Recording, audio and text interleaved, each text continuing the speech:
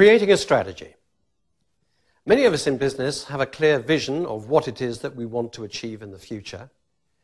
We have a certain degree of clarity about our objectives and how we're going to deliver that vision.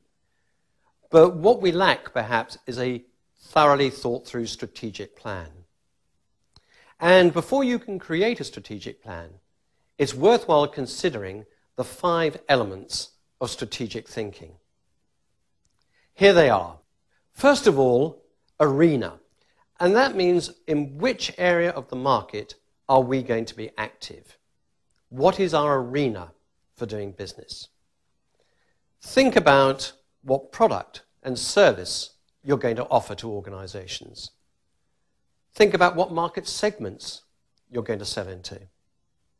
Which geographic areas are you going to operate in? Which core technologies are you going to embrace? What value creation offerings are you going to make to your customers that will differentiate you?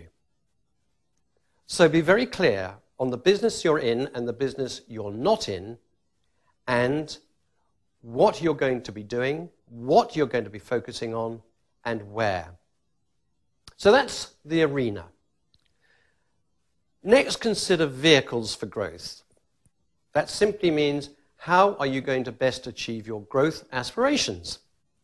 So you might want to consider organic growth and development. Or you might want to consider joint ventures with other organizations to spread the load and speed the growth into the future.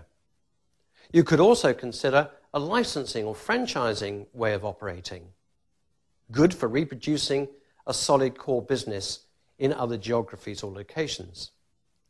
You might want to grow by acquisition, and that could be both aggressive acquisition or acquisition over a period of time, where essentially you are buying the market share.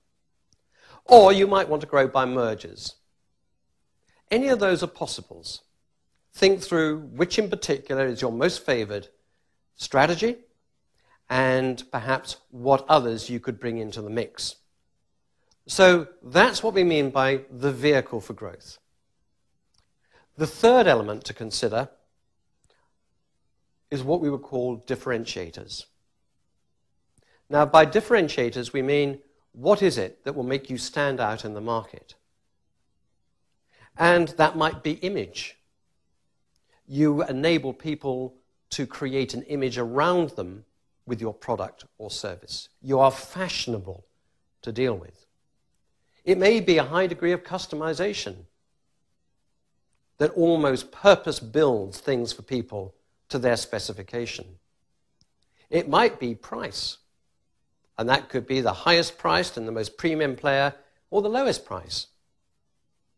The issue is price and value for money. Styling might be an issue. The fact that you can, with your brand, produce a style that stands out in the market and people want to embrace. Or it could be your product reliability, the fact that your product works extremely well and is long-term, efficient and effective. The fourth key element to consider is that of the economic logic. In other words, how are you going to make money in the best way?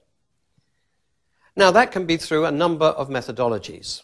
The first might be through the lowest costs and scale advantages. Price the product low and sell high volumes of it. It might be lowest costs through your ability to replicate your product or service. Speed of replication then becomes a big issue. It might be that you go for a premium price offering because of your unmatchable service. And finally, it might be that you have a premium price due to the proprietary product features, the fact that you own the copyright, the intellectual capital, and there is only your product on the market, will give you an enormous competitive advantage. And finally, of course, there's staging.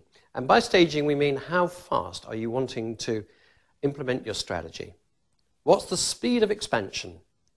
What's the sequence of initiatives? And over what time frames? So, by considering the 5 key elements of your arena in which you're going to operate, your best vehicle for growth, the key differentiators for your business, the economic logic, and the staging of your expansion, you will have in place the basics of a good and solid strategic plan to bring you long-term success.